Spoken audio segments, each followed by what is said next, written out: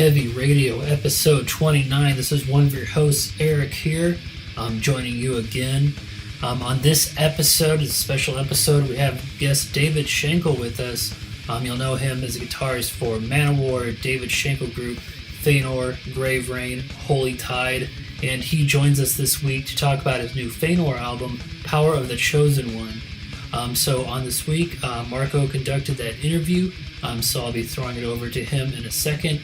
While you're here, definitely check out the Heavy Radio podcast playlist on Spotify. Also check out the playlist on YouTube. But yeah, thanks for joining us, and without further ado, I will throw things over to Marco. He will be talking to David Shankle. All right, this is Heavy Radio, and we have a special guest today, David Shankle, from David Shankle Group, MASSACRE, from Feanor, from Grave Rain, from Holy Tide. Got lots of stuff burning right now. So without further ado, let's get into it. The new Feanor album that is coming out April 23rd on MASSACRE Records. So how did coming to this album, coming to play with Feanor, come about? Hello, my friend, and thank you very much for having me on the show. I really appreciate it. And, I love doing the interviews because it gives me a chance to talk to cool people like you that love metal, rock and roll, and want to keep it alive and keep it going, because it's a hard thing out there now, especially with the COVID. So much stuff has turned into online radio and interviews. So thank you for having me. Feanor, you are right, brother. True epic metal. New record coming out on MASSACRE Records, April 23rd. The first official video, Rise of the Dragon, is out, doing great. And we released our first lyric video, Power of the Chosen One. So those two are doing very well for us. There's pre-order links all over our Facebook pages, social media, website, feanorband.com. And I've been messing around with the Feanor boys for a little over 4.5 years now. And to make a real long story short, the best we can, I'm usually good when somebody asks me a question, just let me run with it because I can get it all in. I mean, you could go get a cup of coffee, make some banana bread, and come back, and I'll still be going, man. Okay, so here we go. They were approached, me and my manager, Johnny Pettigras, several years ago, and they approached Ross the Boss, and he and I are best of friends. We always were when I first got in the band. And I knew Ross before I was ever even MANOWAR, but we'll get to that. They approached us to do some guest solos. Ross played on 2 songs. I played on 2 songs, Water Gardens and In the Darkness. Tony Martin from Black Sabbath came on and did a great track. He sang, great singer, did Crying Game. And so we did the guest solos. The album did pretty good for him and well. And then Gus and I kept in communications. And we came up with the idea of, why don't we get you over here, Dave, and let's do a Triumph of Steel, play almost the entire record, and let's do some kick-ass shows around Argentina, because the band's located in Argentina. And we had about 5-6 dates in Brazil. So we sat down, ran the numbers, everything looked great, and said, this could probably go well. Got some promoters involved, and sure enough, we went. Unfortunately, at the time, our original singer, Sven Dianis, who was in the band Wizard, they just released their 12th record on MASSACRE, which is doing well. So that was a double dose of metal for him. So we're happy about that. He wasn't able to join us due to some family issues and some health things with one of their family members, but all that's better now. So we brought on a different singer, Lobo, and, he did the Triumph of Steel thing with us the first time. It went really, really well. It was great to see a lot of old MANOWAR fans that have gotten older and younger ones and people that knew me from my day with MANOWAR. It went well. When we got back here to the States, we started talking about doing another tour and having our singer, actual Sven Dianis, come in and Lobo sing together. And when we decided to do that, we were like, well, I fit in the band like a glove. They were MANOWAR fans. They wanted a MANOWAR guy. I was the right choice. When Ross was in the band, he did his stuff with him. When I came in and brought Rhino, it was kind of like bringing a little bit of Racer X into MANOWAR. Hell yeah. we played what Joey and Eric wanted. Some of my best stuff never made it to that Triumph of Steel record, but that's okay, because when I did the Ashes to Ashes CD, that showed everybody what I was capable of writing, composing, the whole 9 yards, and compete with the best of them out there without dropping names, okay? So we decided to do another tour and had the two together, and we decided before that, while we were working on the tour, let's do a video, bring me in the band, and work on some material. So during that last tour, right before COVID, which nobody knew about, we were starting to put ideas together for the record, and then we went over and did the tour and did a couple of songs as a little teaser. When we got back, we did the record, and 5 of the songs off the Power of the Chosen One CD, I wrote right here in my studio from the ground up, everything. The drums, bass, all the guitars. And Gus and Sven, put a lot of all the lyrics together, and I would have melody ideas and some titles. And Gus is really good with words, and so is Sven Dionis. And I wrote and played all those instruments, and Walter did his leads. And then the drum tracks, the basic drum stuff, went to our drummer. And then, when it was time to record them, they went in the studio, and Emiliano played all the drums. What I programmed here was just a template for him, because those are real drums on that record. So he did that. Walter did his leads, and then there was 5 other songs the band was putting together from them that I contributed about 40% in. So and the whole thing came together as Feanor, and the concept that we had, but Gus really had, was if you look at the album cover, in their mind, that Power of the Chosen One, that guy on the cover, for what it's worth, is supposed to be kind of a simulation of me, the blonde hair, the rise and fall of me from MANOWAR, and I'm back again, Rise of the Dragon, the Power of the Chosen One, true metal. Okay, I might have been in MANOWAR and made a name for myself, and I thank them for that to this day. But things change. Always do. Did my DSG stuff, and Joey was involved in the first 2 records of that. Then I moved on. We're still friends. No hard feelings. But that Power of the Chosen was to go back to the MANOWAR fans and go, look, for those of you that know and didn't know that I wrote half that record with Joey, take a listen to this fucking thing. Okay, and this will show you not only my neoclassical shred world in your Yngwie Malmsteen, Paul Gilbert's, Christian Pilatera stuff. I can show you that I can do another Triumph of Steel record, part 2, with Power of the Chosen One, with this group of kick-ass guys. And that's exactly what I did. Yeah. And that lets them know. And we've gotten great reviews. The record company loves it. Hopefully, people will love the record. It's a hard time now with everybody in COVID and people in their jobs, people losing their lives. It's terrible. And some bands are starting to book shows for the end of the year and the new year, and so will we. And to get people back out to live again, man, to survive, to get back to metal. And that's just one aspect of a style out of other styles from the other bands I'm doing. And I've always said this. Things change, always do. You can't make everybody happy, but let's run any of my records up on a flagpole, see who salutes them. If you do, great. Hit me a like. Go like my new YouTube channel, David Shankle.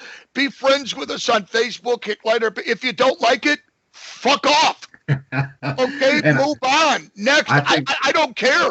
Better you're way? Always going to get the assholes out there. I didn't like MANOWAR. I don't like you. Or I love MANOWAR. I wish you were in the band. When Carl was out of the band, why didn't they bring Dave or Ross back or both of you?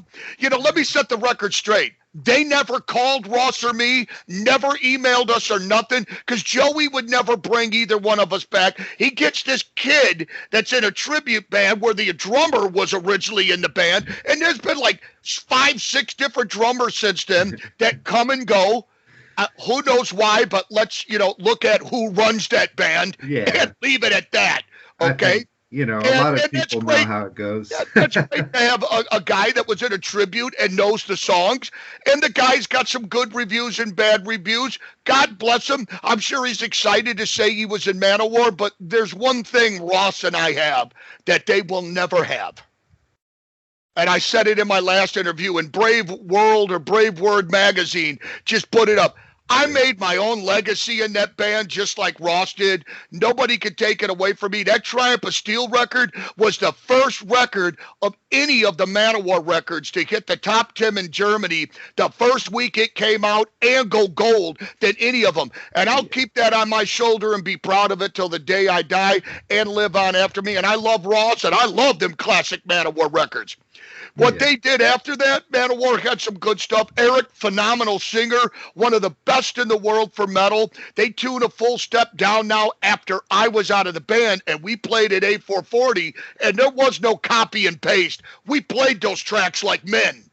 Yeah. And we did it, and we proved it live. And I loved my time in that band, and I have no bad blood against them. But he said, she said, there's always two sides to the fucking coin on that, pal. There always is. The actions, what has happened in history speaks for itself. Because there's Earthshaker Fest where you guys all played together in Germany. Like that, the fans love that kind of shit. They don't really care about the other stuff. And you know what? That was the first time in 10 years.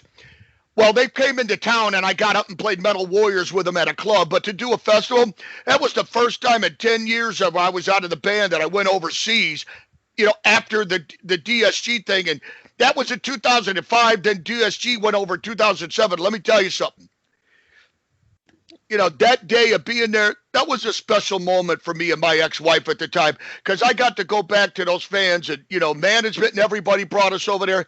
But let me tell you something. Me and Joe Stump were the two guys there that showed everybody what was going on guitar. And I welcome that to get up there and go, okay, Joey, here's what you had. There's what you got. Nothing against Carl. Nice guy. I've never had a problem with him. But I was like, there's a reason why they call me the Shred Demon. Get the fuck out of my way. And I came at everybody like a fucking level 10 tornado, and they loved it. People, why are you so down in the mix? Who knows? Maybe that was Joey. Maybe it wasn't. Just watch my hands and watch me play. Watch my guitar clinic I did. It speaks for itself. Ross did a great job. His classic blues. And, it's cool to play with him, those classic MANOWAR songs that I was listening to before I even knew him and was in the band. Ross started MANOWAR, and Joey took it over with Eric. So, Ross has done great for himself. He's got his band. My manager handles him and Rhino. And, hopefully we'll do some shows together. But Ross was Ross. I was me. And he and I cemented our sound and what we did in that band. The other guys have not. Now, other people may disagree, and they may agree, but I'm that guy that's like, you're entitled to your opinion, but it doesn't mean your opinion is right, even though you're entitled to it. And I'm that guy that will step up to you and go, well, let me explain to you why I think you're wrong. And now that can ruin friendships, but when somebody crosses the line with me, I'm the first guy to go, hold the fuck on. Let me tell you what other people are thinking that you don't want to hear, but now that you pushed it, I'm going to tell you, and let's see where the cards fall. There you go. So I try and stay back as much as I can, but I will not hold back on what I did in that band and what I got from it and where I went from there. And nobody can take that away from me and Ross. Nobody. But I love them and thank them for the time in that band. And there you go, man. Another testament to that Master of the Wind. That's a fan favorite all the time, all over the world. I put that together with my classical guitar teacher at the time, Michael Kurtz, God rest his soul. His wife is Muriel Anderson, who's a world-renowned classical guitarist, female, phenomenal. And when I was starting to write that, I was showing him what I was doing and brought it to Joey. And, I didn't write any of the lyrics on Triumph of Steel. That was all Joey with Eric. But, some melody ideas I would hum to him. But I was all about the music with me and Joey and cassette tapes going back and forth. And it is what it is. And I'm proud of that, Yeah, and I think playing those old songs around the world with Feanor was a great way to get in the spirit of what this record will be, Power of the Chosen One. So that's excellent. Right. And then let's get into Grave Rain. And so this is Destination Aftermath is the record. Looks like it might be around July. So this summer, maybe a couple new things going on this summer, which is awesome. Yeah. And let's talk about the Grave Rain record and that band. Grave Rain was something a good friend of mine, excellent power singer, more low range, not a Jeff Tate guy in that, and that's not what I wanted.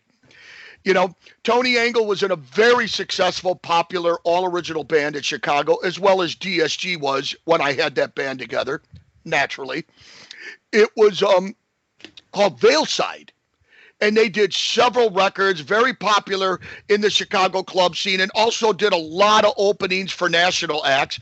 And I joined that band for a while. And, you know, to get into the story later, that's how I came across my hot sauce, because we did a festival called Farm Rock with Queensryche, Dokken, Slaughter, and Sebastian Bach. And when I was on stage, I saw this big red truck in the field. And when I went over there, it was hot sauce. And we'll get into that. But Tony and I, we enjoyed our time together, and we wanted to jam. And we had some downtime when COVID started, because I was just about finishing the Feanor record at the time. And then said, well, hey, Tony, this is a perfect time. So I put a song together for him. And the first one that came together was Destination Aftermath and Road to Akron, those two songs. It's about 12:30 in the morning. I'm laying on the couch, half asleep at my sister's. My phone rings. I'm like, what's up? He calls me. Write the record. Write the record. I love it. We got to do this. So we started putting stuff together, and a guy named Joe, who owns a studio called Mechana, his band Mechana, he's done all the recordings for Veilside. He started doing mixing and mastering and would program drums based off my basic drums. And during that time, I was saying goodbye to an old studio and updating to a whole new iMac and everything. Tony and I have to say this to you, bro, and to everybody listening that gives a shit. If you don't, then why are you listening? Go away. I don't care.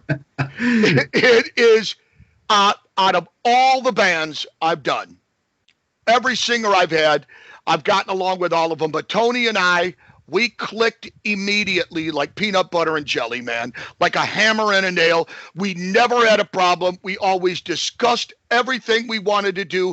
I knew what he was doing, and I was to tell him, I'm going to make you a better singer, because one thing that I do well is take the singers that have ever been in my bands and know the best of what you got, where to do harmonies, where not to, where to push you, make you better, and turned him in to the best singer he's ever been, even with his Veilside stuff. And we are so proud of this Destination Aftermath, because it's a combination of the best of Tony from his roots and Veilside, and David Shankle from all my DSG stuff with a little bit of my metal roots, MASSACRE stuff, and put it together and mixed it up and came out with this concept record, Destination Aftermath, and the cover and all that.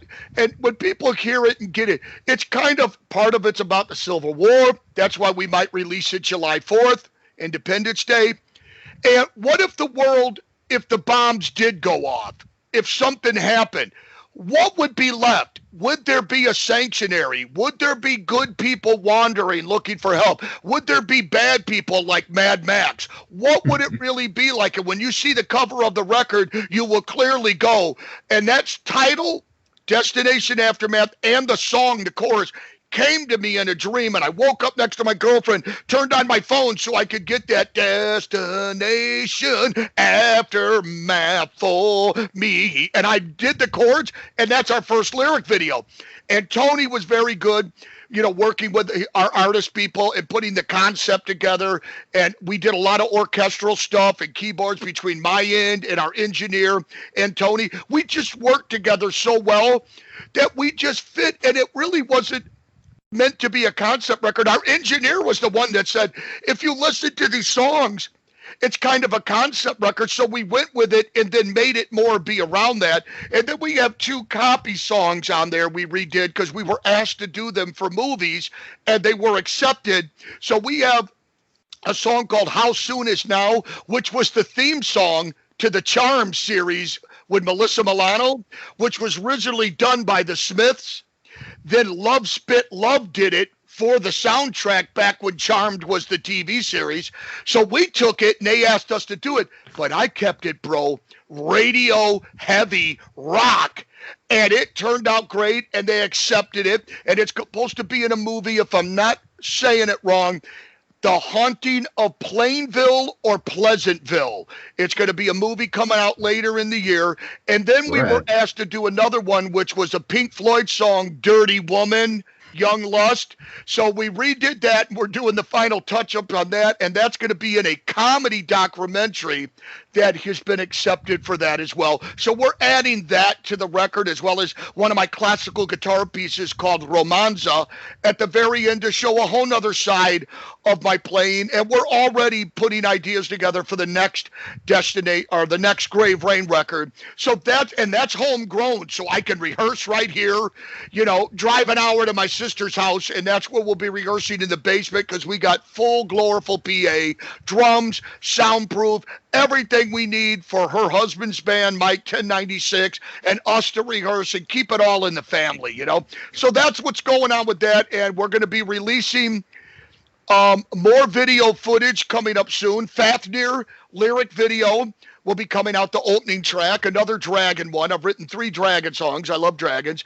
And we have the website, graverainband.com. You can get the Veilside CDs, DSG CDs, Veilside T-shirts, face masks, stickers, buttons by Hot Sauce, Full Shred, Shred Demon. It's all up there, and it's growing every day, and more shirts are coming and stuff. And we start rehearsals at the end of May to start putting this tremendous record, to actually walk into rehearsal and go, okay, guys, 1, 2, 3, let's hit a chord and see where the fuck we're at. Okay, let's see how this works out. I have Mick Lucien playing bass from my Devilland days, tremendous bass player, played in a band, Vicious Circle local, and we got Gabriel Anthony, tremendous drummer, who played on my Still a Warrior CD from DSG. So I had to bring him in. So I'm excited about that. So that's where we're at with Grave Rain.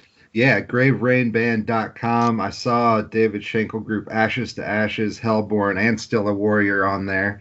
So yeah, you can get all the badass and all the Veilside stuff too. Veilside and that Romanzo you mentioned. So we better get over to Italy with Joe Caputo for Holy Tide. That's a whole nother thing going on. That's where my mother was born, in Italy, and I actually almost got to see MANOWAR in Italy, but it was just a travel conflict. But Right. Well, hopefully this corona thing, and everybody gets their shots, and they're going to let people travel and just get out there and try and live again. We got to move on. People are starving for it. Yeah, and playing to the fans over there in Europe and in South America, I think there's nothing more inspiring than that. So. I always call it, when I go overseas to play, home. Home. Where, when MANOWAR put me on the map, I have so many friends and fans, but friends too, that's so nice to see. And spend some time there when I'm done touring, so I can hang out with some of them as well, Yeah. So Holy Tide I was approached by them almost 2 years ago. Joe Caputo came to me, said he had a dream that the Lord came to him and said, you need to reach out to David Shankle to do your record and be in the band. And I'm like, who is this guy? Well, what is all of this about? No disrespect. I heard the last record he did. It was very good. I liked the songs. We started talking, brought Johnny in, blah, blah, blah, blah, blah. Got involved to do 27 shows in Germany, Sweden. Bam, corona hit. Wiped everybody out. Not going to happen. Right when we were getting ready to do it, I was learning the songs on the record from 2 other guitar players that I was going to do the job of as one. So when that happened, our manager and I, all 3 of us talked and said, why don't you guys just write a new record now that you're in the band, Dave, where you're composing with Joe? And, the singer was on his way out for other reasons. Fabio, excellent singer on the last record. And we brought, like I said, we got the new guy now, Michael Stark, who's from Stormburner, who's on Pure Steel Records. Great singer, great guy. And Michael Brush, who plays drums, incredible drummer in the band. And we're like, 5, 6 songs into this new record, and there's probably going to be another 4 or 5. And that's the big. We got the Feanor coming out. Destination Aftermath, Grave Rain, and Holy Tide's coming up from the back. So if we're lucky, we can have that together by the end of the year, because those dates from last year are being held for this year. And if we can have it together and it happens, we will be on tour, but it'll be with me with a CD I'm actually on and composed, and just a few songs for the last one. So it made sense to do that. Now, for those that wonder, Feanor, old school more true power metal like Manowar days. Destination Aftermath, Grave Rain, that's DSG, David Shankle, progressive power metal, neoclassical, meets, down tuning, stomp in your face, gut metal from Veilside Tony Angle. Holy Tide is more of a progressive symphonic, which we have symphonic stuff in the Grave Rain band, and more of that's coming.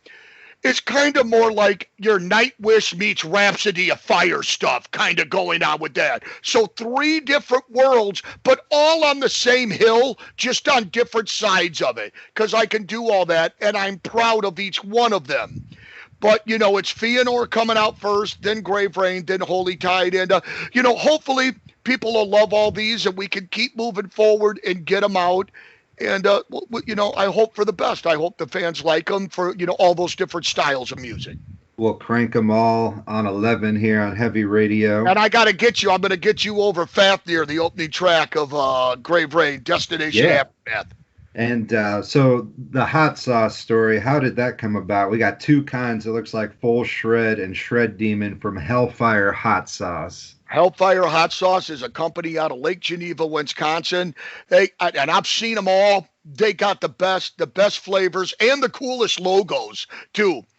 When I was in Veilside, stepping in for a while with them before Tony and I even did Grave Rain, like I said, we played Farm Rock, and we were playing with Slaughter, Dokken, Queensryche, my buddy Parker Lundgren, he played on the last DSG CD with Michelangelo Badio, Joe Stubb. We're all friends. I played on their records. They played on mine. Yeah, we're all in that Super Shred world. Yeah. And I saw this big-ass red truck way out in the back of the field. It was an outdoor festival. I'm like, what the hell is that thing over there? When we get done playing, I'm going to walk over there. So me and Tony walked over there, and the guy, I think Melvin and his wife, at the time said, "Hi, Dave," and I didn't know who they were. And I started, checking them out, talking to them, gave me some T-shirts and stuff, signing some stuff, and I loved their sauce. So about a month later, we started talking about a signature sauce, and it was kind of going somewhere that it didn't. Then it was about a year later, we investigated it again, got some artwork together, and they were switching locations, so that stopped for a while. So about 2.5 years ago, me, my manager, and us got together, tried out some sauces. We picked what we liked as a milder one, Full Shred. Then a hotter one, the Shred Demon. And I don't want the hottest sauce in the world, because if you can't enjoy the food you put it on and your mouth is like lava, you just fucking ruined it for me, man. And they got the hottest stuff. So I wanted mine to be kind of, mild, more than middle of the road. And then the Shred Demon, I'm going to kick your ass, but you don't have to go to the hospital. So, and we came up with that and the artwork and everything, and it's been doing well for me. And they're great people. They got a new location in Lake Geneva, Wisconsin, hellfirehotsauce.com. Go try all their stuff. It's great. But if you're interested in mine, you can get it directly through the graverainband.com site, or you can go directly to hellfirehotsauce.com and order it, right through them as well. Either way, it's all good. Best sauce around. Hot sauce isn't for everybody. Give it a shot. You may like it. So that's how that came together. Kind of cool. And we have them at shows with all our CDs and swag and stuff. And it's a cool little thing to have outside of it. It fits with my personality perfect. Definitely. Being the calm guy I am and really relaxed and not the kind of guy that likes to go out. Yeah, right. Yeah. Awesome. And then, so being even a young kid loving music and then a young person playing guitar, it's got to be pretty special, pretty awesome to have your own guitars. Now you've had some in the past, and now you got a new collaboration coming out. Yes, I do. I've been with many guitar companies, and I was with ESP for 16 years. That went great, but artist rep people come and go and they change.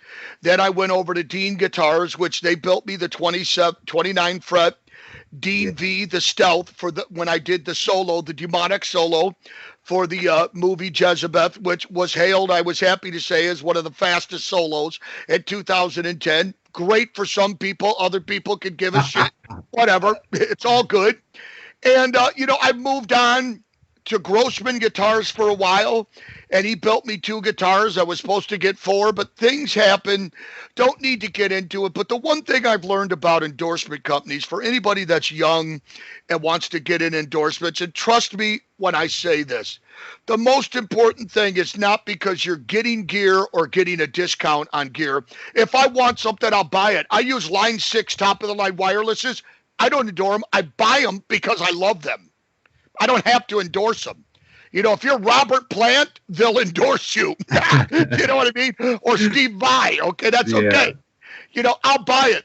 But it's about your relationship that you have with these people. And are they going to do for you, they say, and you do for them?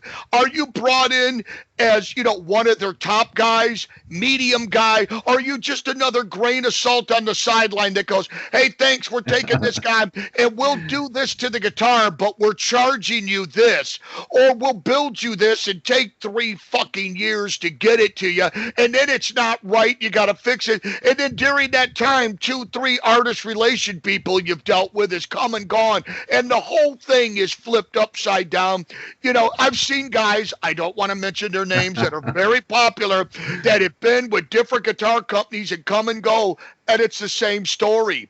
They don't want to try other new things like new luthiers are doing, new designs, you know, and stuff like that. And I call my new guy Viper Guitars, Jedi Jeff from Viper Guitars out of California. This man knows exactly what he's doing.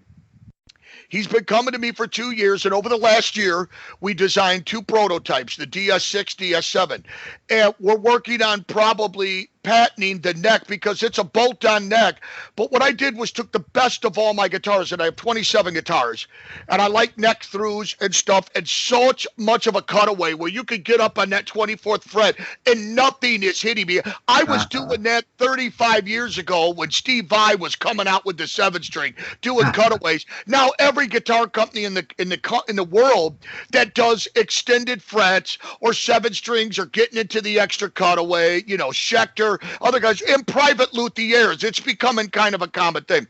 But mine is so cut away, and the way the neck is joined to the body, the heel of the body comes down like a ski slope, so it's like a ramp. So when your hand slides up at the end of the neck, you don't even feel it's a bolt-on. The bolts are recessed, and it's so smooth, and everything's so cut away. It's my own designed headstocks for the 6 and the 7, from my special frets to the width of the neck, thickness, the wood. I'm an EMG pickup guy. You will never have any other pickups in my guitar except for EMG. I thank Tommy and everybody at EMG. I'm a Kaler tremolo guy, Gary Kaler, Bob Smith. That's all you will ever see on my guitars. Now, nothing against other tremolos, but Kaler, you know, you can individually adjust the saddles. They made me my extra super long, thick tremolo bars called the David Shankle Shred bars that you can get from them that screw right in.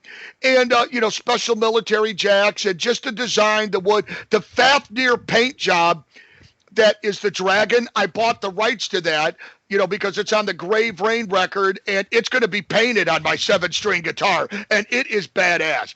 And the reason we're doing a second version of both of those, because the first ones, believe it or not, I tried the Sustainiacs for the first time. No offense, I didn't like them. They changed my tone in the neck pickup. They added a high-end boost. They sounded plastic and metallic. And, you know, guys like Neil Sean, Van Halen, and Steve Vai, they must have had theirs custom made. And I know they're improving on them. It wasn't horrible. It just wasn't for me. And to change the pickups out, we had to plug holes and do this. And my guy at Jeff said, I'm going to keep the neck for the first 7-string. We're going to redo the body. Get rid of all the stuff you don't want so Fafnir can be on there, and I'm going to completely redo the 6-string. It's got my custom David DS logo at the 12th fret, which he calls Diamond Dave, but it's the DS thing, and we modified it, and that will be at the 12th fret between the 11, 12, and 13th fret. That looks really cool, and we made an improvement on it, and those will be coming out at probably, hopefully, the next 2 months at the longest, and we can unveil them online. Podcasting I'm going to be doing stuff with the guitars and videos, playing out live with them, be at the NAMM show if the world will let that open it up. And he's doing a whole new line for me. 2 6-strings, 2 7-strings, 8-string, a double neck, all the guitars that I've had that I love. Nothing wrong with those guitars, and they were important to me when I was with those companies playing them.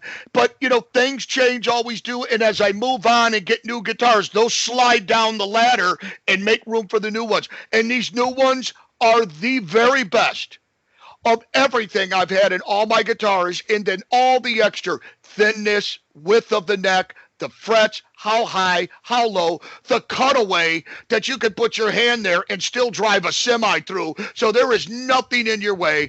Pickup placement, tremolo, the whole 9 yards is just, and this guy's just getting it right out of the gate. After we tried a few things and we didn't like this pickup or that. So now we're going to be taking a little longer because we made some changes. So now those were the templates to make all the master guitars now. So Viper Guitars out of California, Jeff Hitman, so I'm very happy about that. He's got a lot of great guys. Lloyd Wallace, good guitar player, a friend.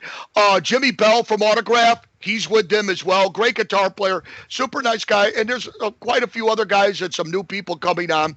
But mine is designed for me. Nobody else can just get it unless you want my signature guitar. You'll have to order it through Jeff. And I get a piece of the pie, which is cool. And, you can change out the tremolo if you want. But nobody else in Viper, they got their thing that Jeff does, and I got mine specially designed. We spent a lot of time doing it, and I could not be happier. So Jedi Jeff, he and I will be coming at you all soon with the new Dave Shankle DS6, DS7 shred machines from Viper Guitars.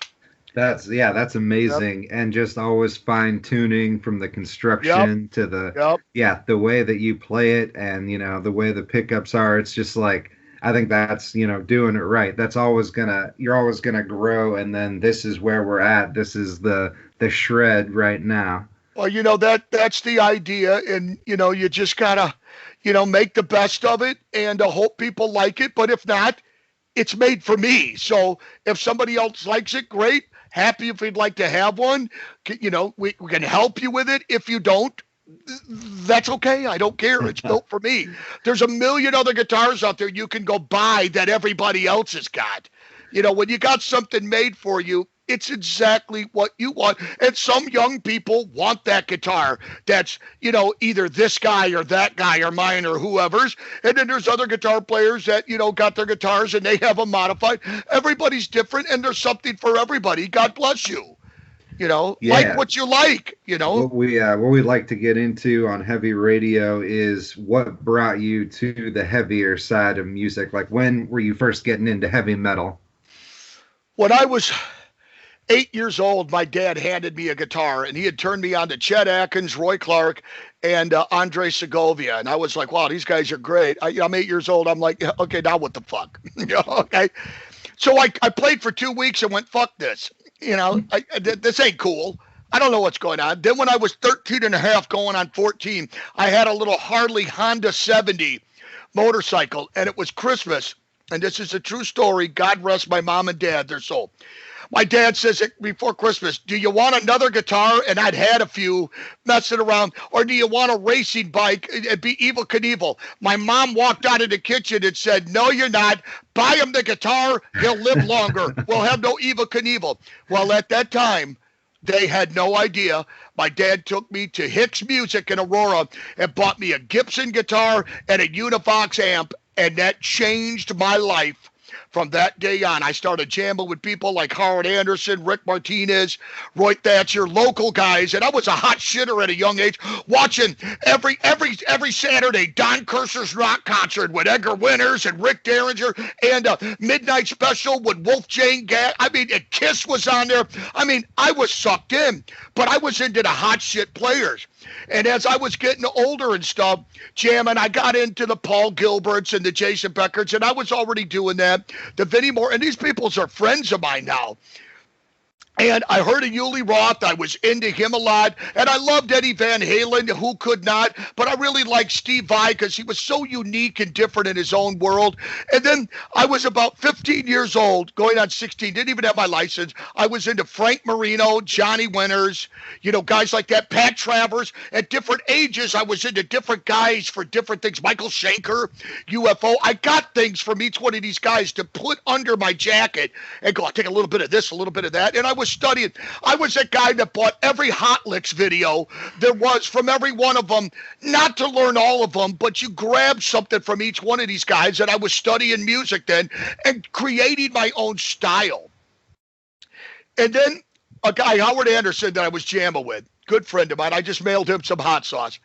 He handed me this album and goes, you got to listen to this guy. I just heard from a friend of mine. And I went, who the fuck is this guy? He looked like some guy in a shirt with a vest and a tie, some Italian-looking guy with glasses, and some girl in the background looked like a gypsy. And I went, okay, I'll take a listen to it. Let me tell you something, brother. I ate my fucking words immediately.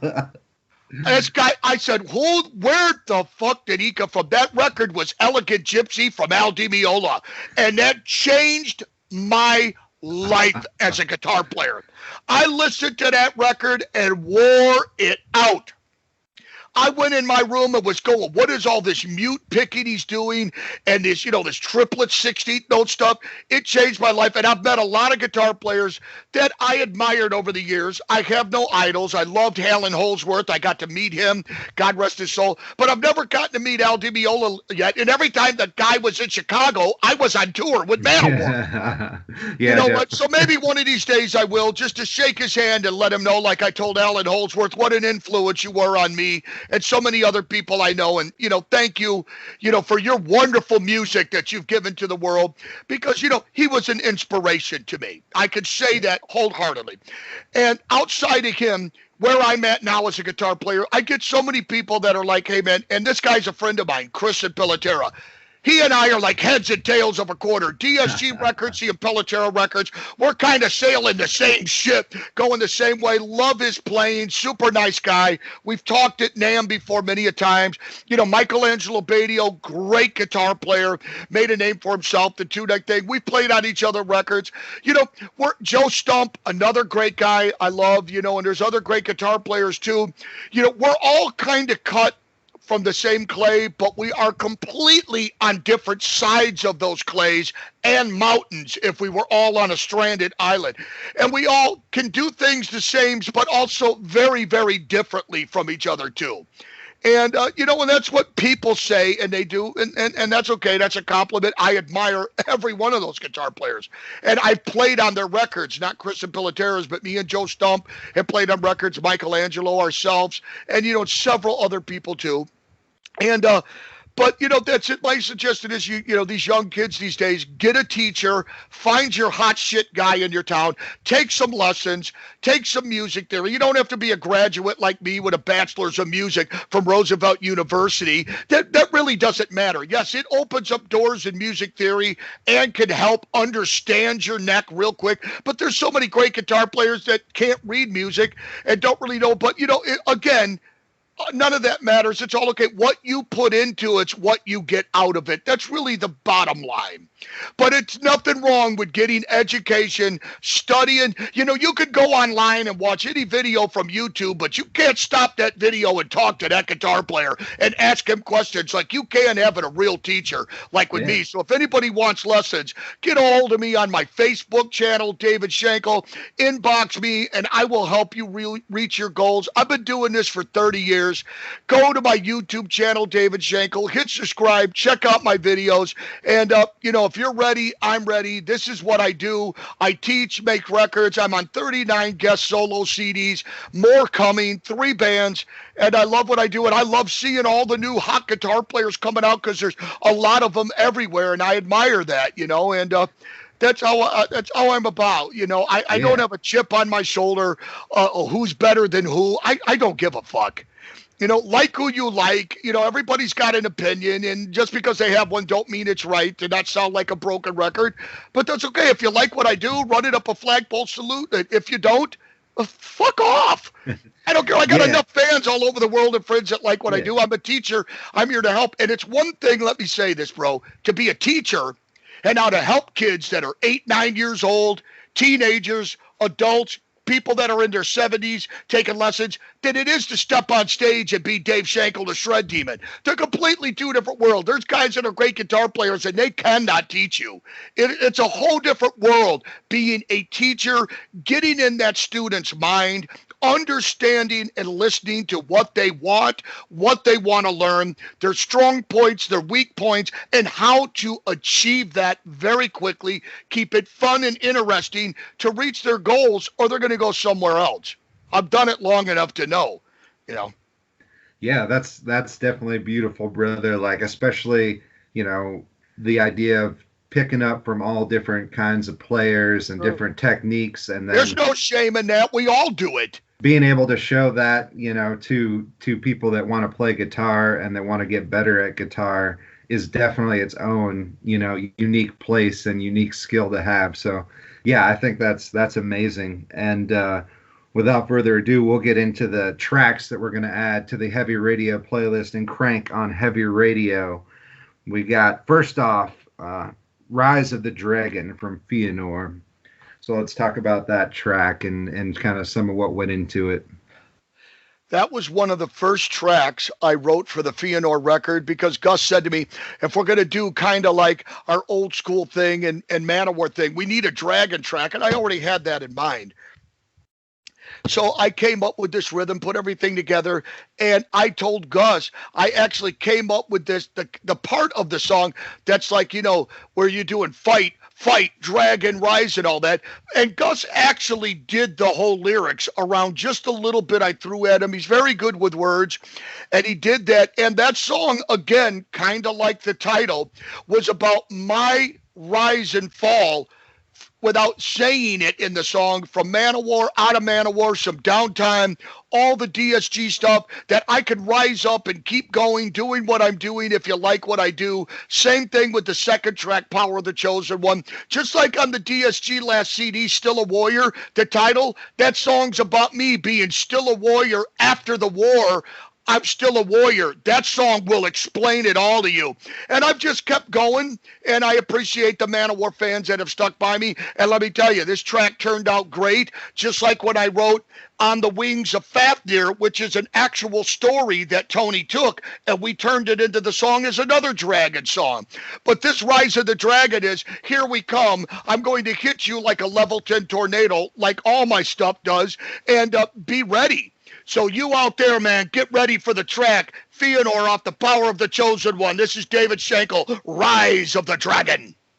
Yes, and we've got into the other ones, Power of the Chosen One from Feanor and Fafnir from Grave Rain. Yep. And then, so we're also going to crank Etude from Ashes to Ashes, right? Yep. That's my first DSG record that I really got to show people what I can do after the MASSACRE time. And Joey and I were still friends because that Ashes CD and Elborn went out on Magic Circle Music. Ashes came out through Nuclear Blast. He brought people in. We did the Ashes to Ashes video and 2 different edited versions of Calling All Heroes for heroes and everybody for 9/11 during that awful time when that happened. And there's some other songs on there that piss on Bin Laden, the fucking son of a bitch. But it was a great record. It did good. The Japanese version had Daydreams and Jezebeth on it, and Etude was a hidden track that you had to let the last song, when it was done, you had to let it spin for a minute, then Etude would pop in. Well, eventually we let everybody know that, and then we put the record out without that gap in there. But this is one of my instrumental track out of Daydreams, The Hitman, and The Voyage. Daydreams and Etude is on Ashes. The Voyage is off of Hellborn, and then the Hitman is on the new Still a Warrior, which has Badio, T.D. Clark, Joe Stump, those guys are all on there. Parker Lundgren on there, all shredding with me. A lot of guys on there too. Tommy Vitale, Roger Stauffenbach, a lot of guys, man. Parker Lundgren from Queensryche, oh yeah, he rips it up on there. Hell yeah. Heavy Radio, David Shankle. So let's run it out. We got Feanor, new album coming out in a couple days here. We got Grave Rain with Destination Aftermath, Holy Tide. It's going to be just a badass record with Joe Caputo. We got the Hellfire Hot Sauce, Full Shred, and Shred Demon. We got new guitars coming from Viper Guitars. And if you are inspired and you need someone to push your shred to the next level, David Shankle, look him up. And just beautiful, just teaching people and playing around the world. Great to hear from you, brother. Great to promote these records and all kinds of awesome stuff coming here. Also, if people would, if you want to see my videos that I have and a lot more coming, go to my brand new YouTube channel, hit subscribe and the bell. Soon as I get these Viper guitars, I'm going to be doing video casting of some of the licks from all the DSG records, MANOWAR stuff that I've done on guest solos, new stuff, talking to people, doing things people would like to see, showcasing my guitars, and really pumping my YouTube channel. So if you want to see my stuff and know what's going on, go to David Shankle on YouTube, hit subscribe and the bell, and you'll get the notifications, man. I'm really glad you had me on here, bro. You did a great job, and I look forward to coming back, after the release, and the next couple of records are out later in the year if you'll have me, because I love it. Anytime. Crank it. Heavy Radio. David Shankle.